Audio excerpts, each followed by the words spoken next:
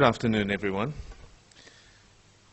For the next few weeks, I have to refer back to the unit outline, but I'll be giving you 4 lectures about materials, which is complementary to the work that you've already done in terms of structures, right? And the reason why we're doing this is really that what you're doing now, Built Environment Technology 1, is the first in a series of 3 units, Built Environment Technology 2, as well as Built Environment Technology 3. So all of the stuff that you get from this unit is going to be built on in the next couple of units. The architecture students, this stuff will also be relevant to your Sustainable Environmental Techniques unit that you'll do in the second semester of second year at this stage. Okay, so currently all this stuff is taught actually in the second year unit, but what we're doing is moving it to the first year unit so we can have a bit more time to get through stuff in the second unit. So before we start on timber, I'll be giving you basically 4 lectures each on a different material, but I think a key to this is actually to recap a couple of structural concepts. So do we know what compression is? We've learned what compression is. I see 2 nodding heads, so 2 people got it. Gary, do they know what compression is? Okay, all right, very good. And presumably we also know what tension is. All right, very good. So this is important because that's the way I'm going to assess these 4 materials, right? I'll be looking at timber, at steel, at concrete and reinforced concrete, as well as masonry, which is stone and bricks. Okay, so we'll keep coming back to these concepts because essentially when we build stuff, what we build actually comes back to the materials that we build them with. Now, the second concept that I want you to become familiar with is the idea of load-bearing walls and frame construction. All right, so what happens in the frame construction is you have a series of columns and beams which are connected together in a solid way and which transfer loads from above through the beams to the columns, through the columns, and back into the ground, and that's how it holds itself up. So if you look at this one, if you've got any forces along here, it will transfer along and down. I contrast that with the idea of a load-bearing wall where the entire wall, the entire plane, which is made up of smaller things, is actually transferring the load to the ground. Okay, so that actually works as a solid thing that will transfer the load through its material down. Okay, so this is not quite so important today. There is going to be some timber load-bearing walls, but it's important for you to know the distinction between load-bearing wall and frame construction.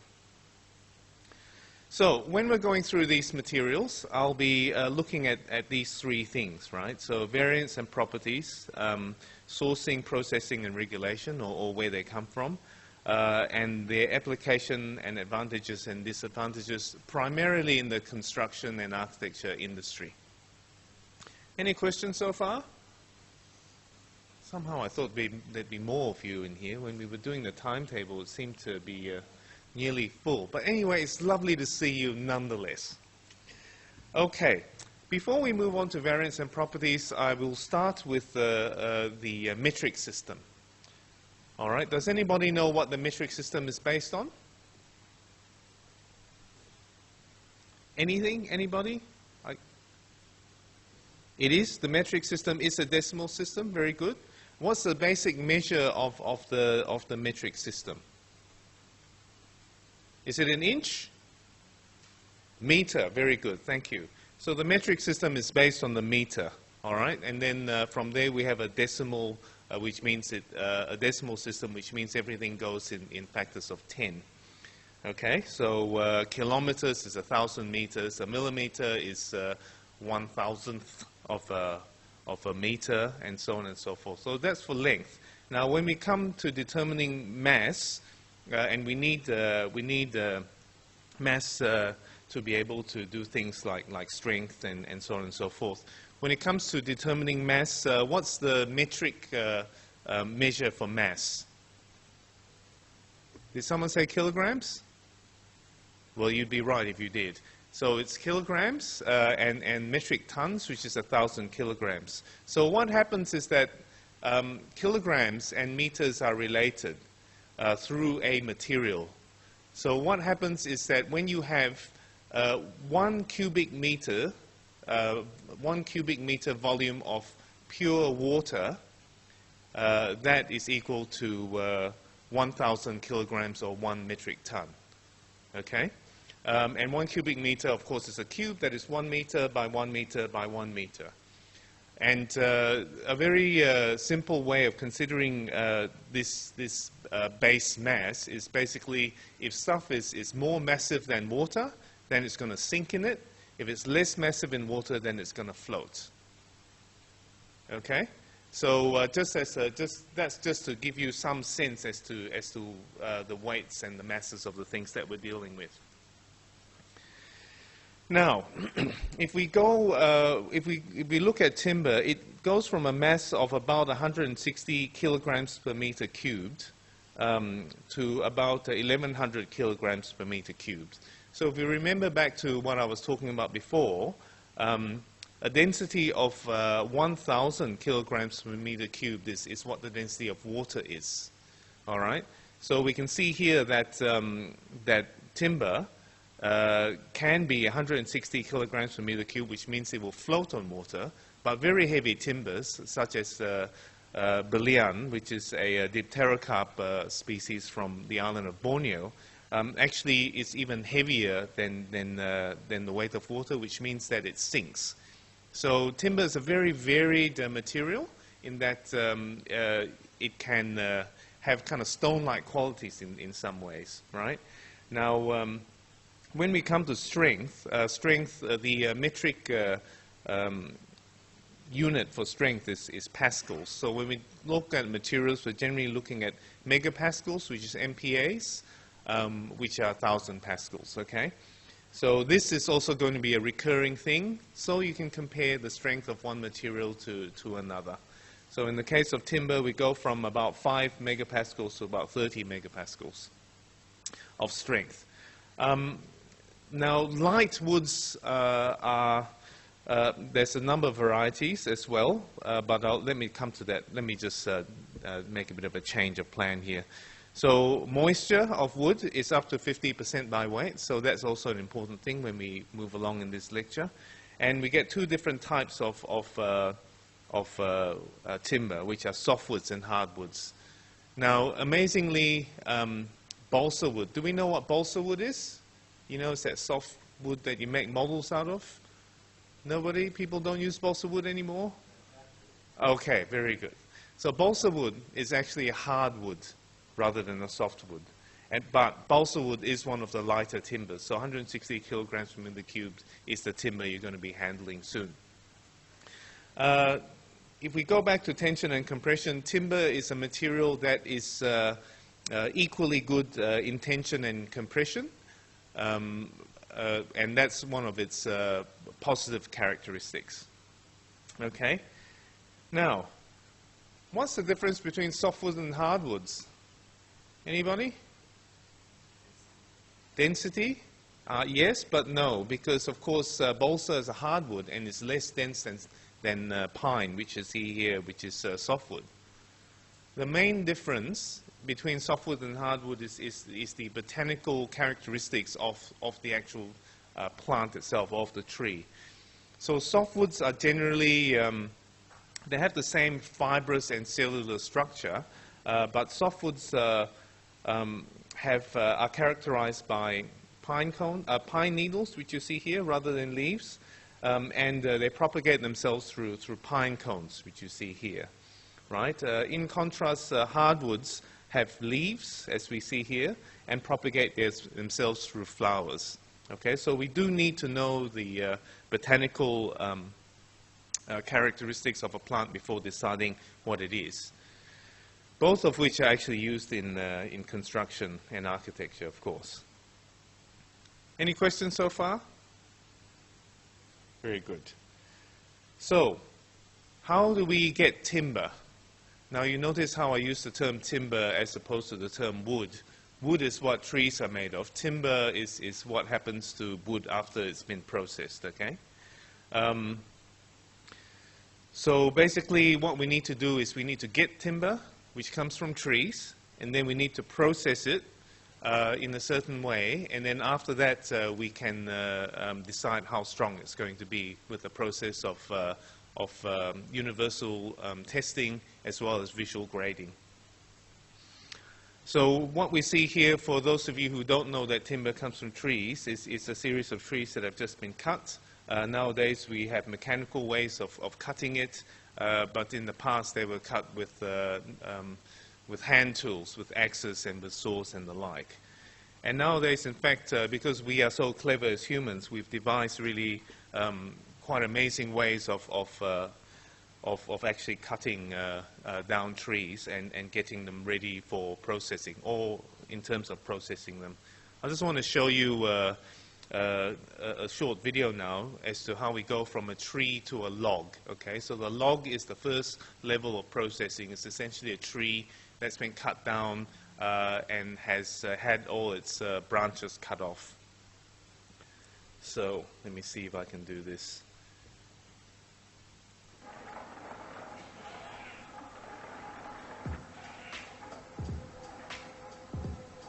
So what you can see here is this machine on the end of the tractor can actually cut down the tree with a sawmill, as you can see, grab it, and then run it through so that it takes off all the branches, as well as cutting it to length, right?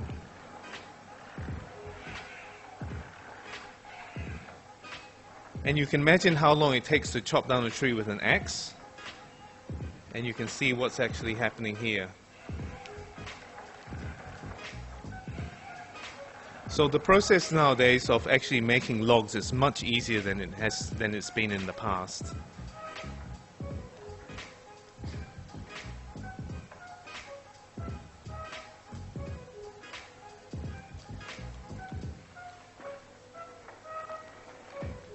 I think it's really quite amazing.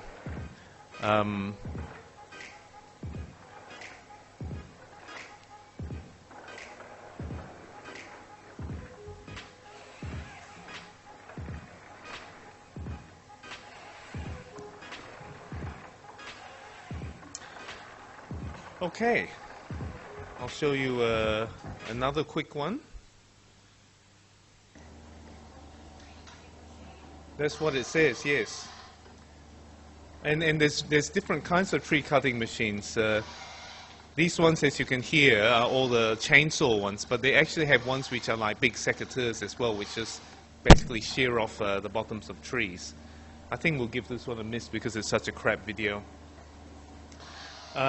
Okay, so I've got the links here on the page so that you can actually go back to have a look at it in your own time. It is quite mesmerizing, those tree cutting machines, and although those videos were about trees that were quite small, maybe about 300 mil in diameter, they can actually do trees that are up to about 1 meter in diameter, right, based on the machine. So in the time that we've seen these videos cut down about 4 trees, I think I would have still been looking for the axe myself, but you know, so this is how fast we can do things now.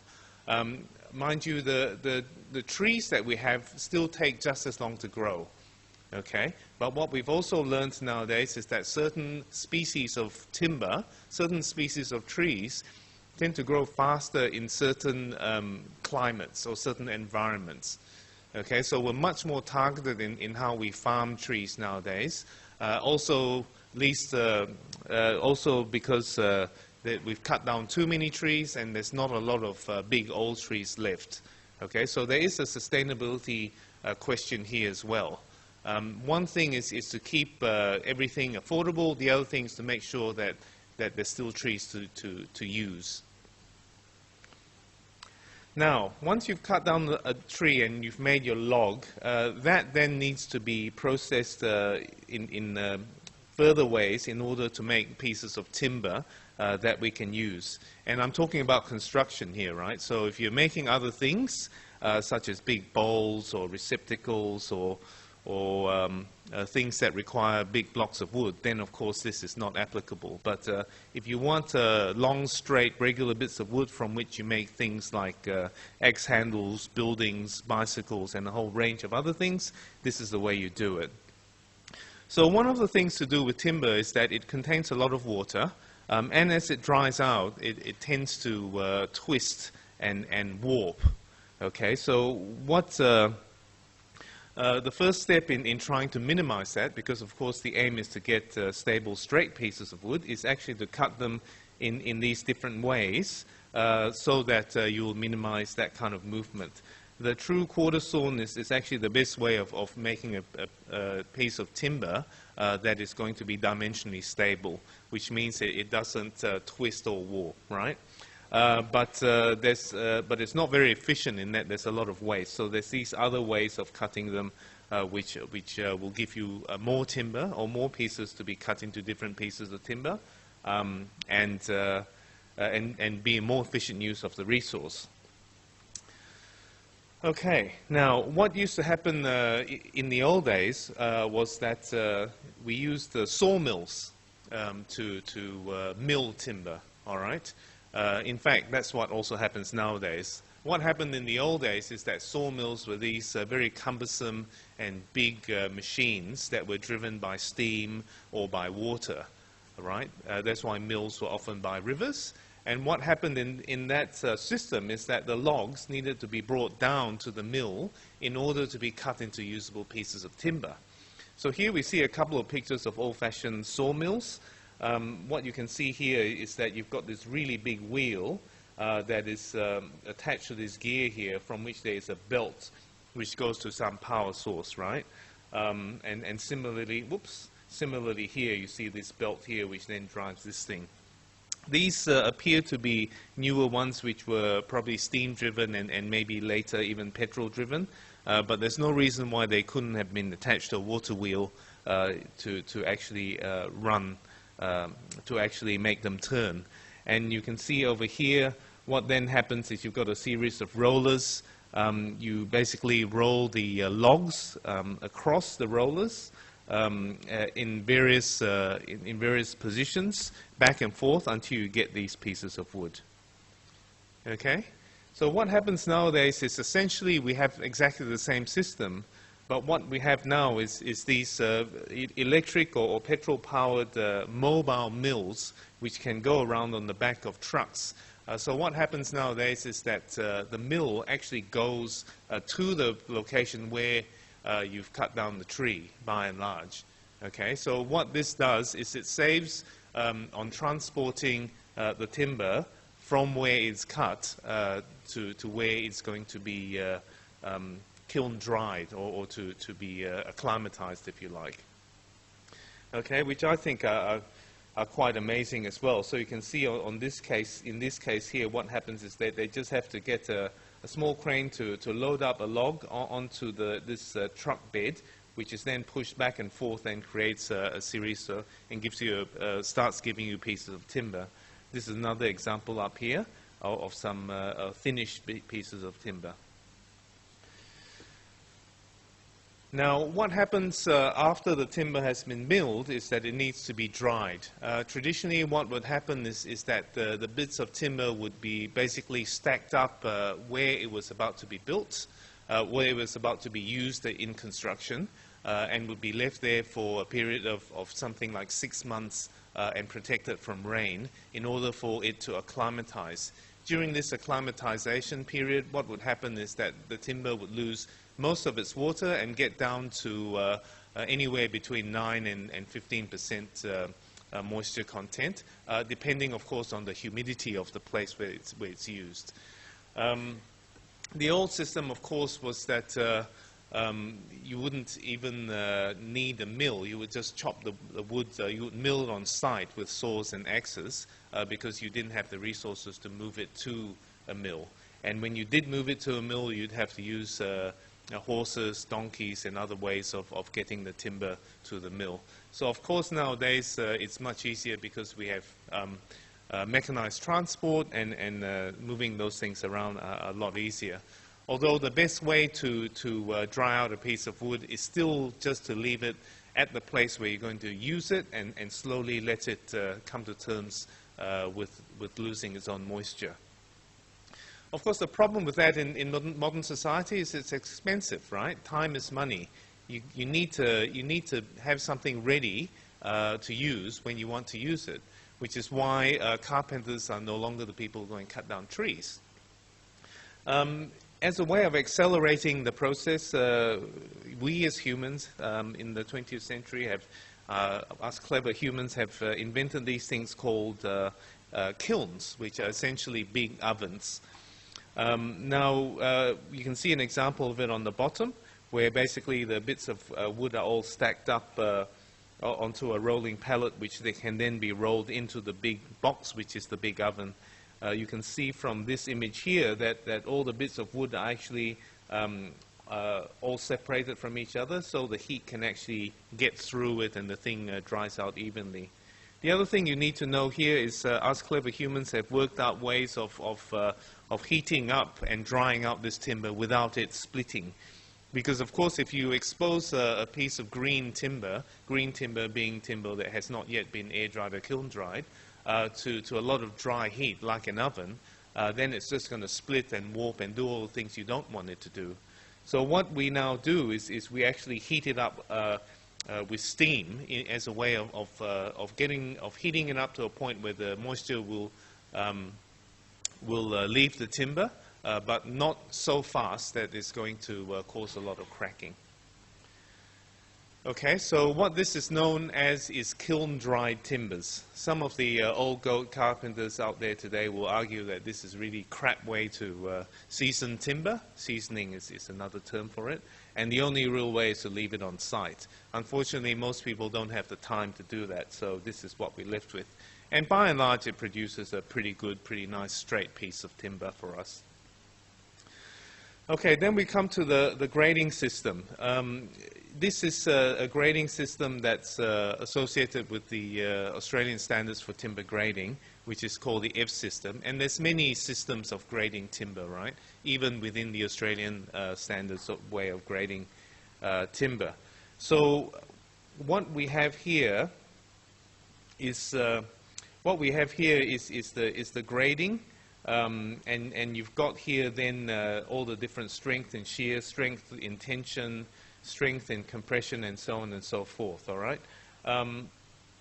But at the end of the day, what this system entails, we're not going to go into it too much, but just to say that it's mechanically tested in a lab to see what its strength is. And this is a perfect piece of wood which doesn't have any knots or insect trails, color variations, and is from the heartwood as opposed to sapwood, which means in the middle of the tree, not near the bark, and so on and so forth. All right. So the first thing they do is they test it in a laboratory under ideal conditions of testing of perfect pieces of wood, ideal pieces of wood. That is married with visual inspection of every piece of wood that goes through a mill and that is graded. And that has to do with those other things, because, of course, you're going to get things like defects in it, insect trails in it, veins and knots and so on and so forth, all of which reduce the strength of timber. So what happens with the grading system is that it actually it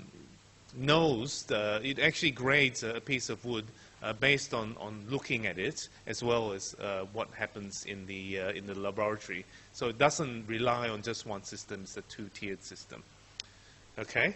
But when you go to the lumber yard and find something that has got this F grading, that basically means that this is the minimum strength of the piece of wood in megapascals. Okay, especially with the F grade ones. Yeah, and that it's been inspected before it's been graded. Of course, then you need people who are certified to do the grading and licensed to actually grade pieces of wood. Any questions so far? Yes. No, this is the same. This is the same kind of grading of wood you can get in hardware stores, but there's also other grading systems such as the NGP system and others as well. So what you guys need to know when you're looking for stuff in the hardware store is to what kind of grading they're using and how you're going to be able to use that grading. So you need knowledge of the grading system as well as of what timber can do. Now, we'll go into timber's applications and its advantages and disadvantages. As I said before, it's used for many things. From a very basic point of view, it's just used as a fuel to burn, to get heat, and the heat is then used for comfort or for cooking and so on and so forth. But also used to make tools, used to make containers, and of course, it's most commonly used nowadays as building materials. Timbers are prone to pests like borers, such as termites and certain types of worms, as well as fire. It tends to burn very well, especially when it's dry. All timber degrades over time. Some timbers degrade much less than others, and therefore can last a lot longer. Timbers can actually rot if they're exposed to moisture. And of course, they can weather if exposed to the elements such as wind and rain as well as the sun. Yeah? So you might see timbers that are looking a bit gray, maybe on purpose, maybe not. Neglected timbers tend to have their color leached out of them by a combination of the rain and the UV in the sun. Yeah? But there's many things us clever humans have done to be able to make timber last longer in the way of preservatives and coatings such as paints and clear coats, as well as physical preventative measures, which basically means we can cover it up. Now, timber is probably the oldest construction material, right? We've been making shelters with timber since the time that since time immemorial. And of course, in places where there's lots of timber, such as this picture, which is a 19th century etching of a house in northwest Borneo, it is the easy thing to use. All right, so timber is often also the most common material in many places. Not all places, which is why you have houses made of stone and so forth. But in most places which have trees, those trees can be cut down to be used to be made into houses. So this, and we're not talking about small houses either. You know, this is a timber fort also in northwest Borneo in the Malaysian state of Sarawak. This thing is a two-story building, with each story being about 759 square meters. So just as a comparison, your typical two-bedroom apartment is around 40 square meters, right? So we're talking about quite big things. And this is quite an interesting building also because not only is the framed structure, the primary structure here made out of timber, but the cladding is made out of timber slabs, as well as the roof made out of timber shingles. Inside, you can see the underside of the timber shingles. All the secondary structure, like the rafters and the battens, are made out of timber, even down to these timber lattices, which are going to stop people from crawling into the building at night and stabbing you while you're sleeping. So this is not a new material, used very commonly in places where trees grow very well, like Southeast Asia, but also used quite a lot in Europe and other places. These are a couple of half-timbered buildings. The building on the right is a Tudor building from the 15th century in the UK, and the building on the left is a German example. Now, what's interesting about this is that timber is still used as the primary structure, right? Because you see the timber are the things that are connected and go all the way down to the solid base here. Again, in this case here, the timber are the things that come down to.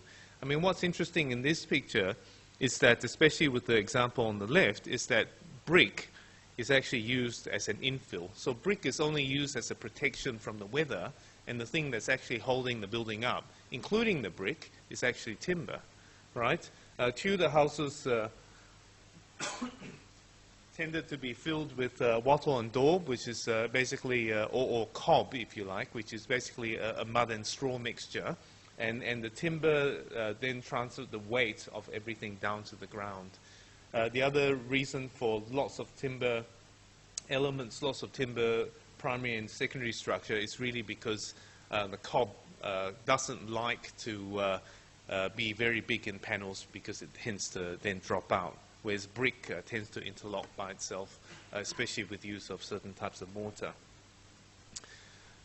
So what we now come to is more conventional uses of timber in architecture and construction in Australia. Now, the most common use of timber nowadays is what we call stud frame construction. And I need you to focus here for a minute, because the use of the term stud frame construction is actually a bit of a misnomer. You know how in the beginning I said there were two kinds of walls. There were load-bearing walls, and there were framed walls, frame structures. So what we can see up here is that this is definitely a frame structure, right? You can see the columns, you can see the beams, and they transfer all the loads down to the ground.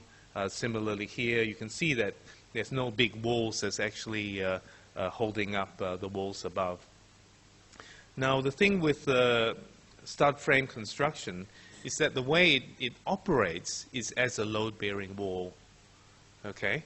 The way it operates is as a load-bearing wall. So although it's made of lots of little sticks, this wall panel here, for example, acts as one complete load-bearing wall, so that if you make a hole in it, you actually need supports over it, because otherwise the whole thing will fall in. Okay, so any questions on this? This would be a question in the exam. I'll give you a freebie, okay? What is stud frame construction? Is it framed or is it load-bearing wall? Freebie. So this, although we used to build buildings in Australia, timber buildings in Australia used to be framed, since the early 20th century they've all been stud frame construction or stud load-bearing wall construction.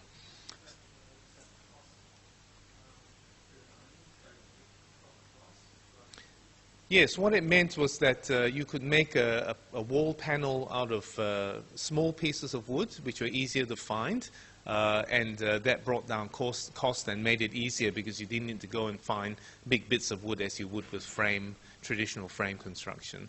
Now, we did used to do a lot of traditional frame construction in Australia, but Australia, because people were busy doing other things like looking for gold and so forth, this became one way of building houses quickly and with not many resources.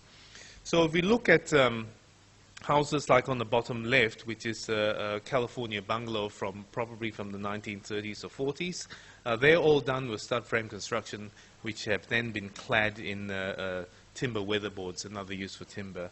This went straight through into the 60s and 70s, this one being Robin Boyd's Lyons House in Sydney. Robin Boyd, of course, being a significant modern Australian architect. And they all use this system where you've got these verticals, which are called studs, generally 90 by 45 millimeters, but they can be other dimensions as well, which are then made into panels like this and then joined together. So they're propped in place. You can see here a prop that's actually holding this panel up. And you can see also where they've got doors and windows, openings, they need lintels over the top of them, just like you do in stone buildings or brick buildings. Okay, so stud frame construction. I wouldn't worry too much about this, apart from the fact that it exists, and those of you who are going to move through to BET1 next year will have the whole semester dedicated to this form of construction. Now, how is timber used nowadays? Well, certainly timber is still used with stud frame construction, but we do have a whole stack of other materials when compared with earlier in the century. So what we have on the top left and top right are particle board, which is basically small chips of wood chips that are pushed together with a certain matrix, which is like a glue, and rolled into planks, which can then be used as big pieces of wood. This is basically a better use of wood in some cases because you can get big sheets of it, whereas you can't always get big sheets from normal timber because of the size of trees, right? You've got to go and look for really monstrous trees. It's used commonly in flooring as well as in cabinetry. This is really a kind of newer use that came kind of mid-century. Earlier on, the idea came to use thinner bits of wood and glue them across their grain to come up with plywood, all right, which you see over here. And a combination material of those two would be something that is called the oriented strand board, which is this stuff over here. And you can see it's got really big chips which have been pressed together, and the edge you can see also the sort of bits that have been cut through. So this is halfway between particle board and plywood.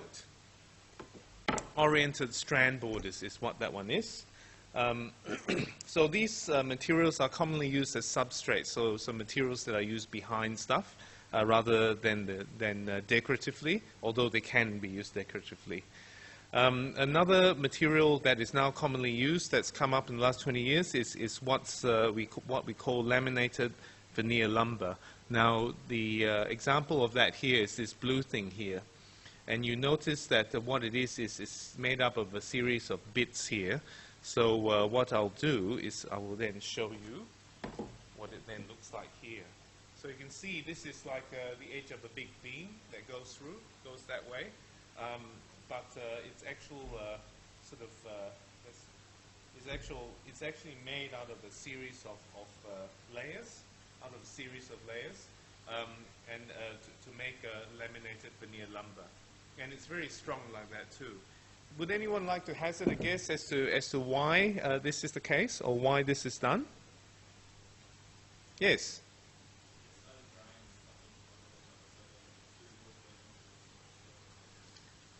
That's true, but also what's another reason?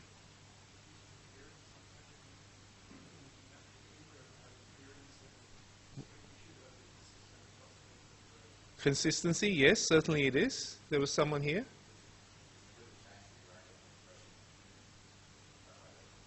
Yep, it's all correct, but there's one very key thing which is driving a lot of stuff, and that is cost. Okay, so with these engineered timbers, what you can do is you can use smaller bits of wood, sheets of it, because you can basically shave logs so they can get big sheets of it. It's not very useful, but if you then glue them together like this, or chip them up and press them together like this, you then are able to use otherwise non-usable shapes and bits of wood and make them into something that's structural. Okay. The other thing is what we call posi struts. So a posi strut is essentially a flat truss where the top chord and bottom chord are bits of wood like this, which I won't show this to you yet. And then they're connected by this webbing, which is essentially pressed galvanized steel plate. Okay. Again, this is so that you can actually get a piece of structure that is this deep without having to use it as one piece of wood. All right. The other good thing, of course, about these things is that you can have things that are going through the webbing, like services and what have you. And then the other one, which is really a combination of the two, is what we would call timber I-beams, which are made of plywood and OSB. If we then go here, you can see this is a section of the timber I-beam, and you can see that the webbing is actually made out of, can be used out of OSB, but in this case it's plywood. You can see the cross-laminated things there, but also you can see the ends of it, which are essentially like this. All right. So they've taken a bit of this, cut it off, put a groove in it, and then stuck another bit in there, and essentially you end up with an engineered piece of timber, that is going to be stronger than a piece of solid timber of the same weight. Okay?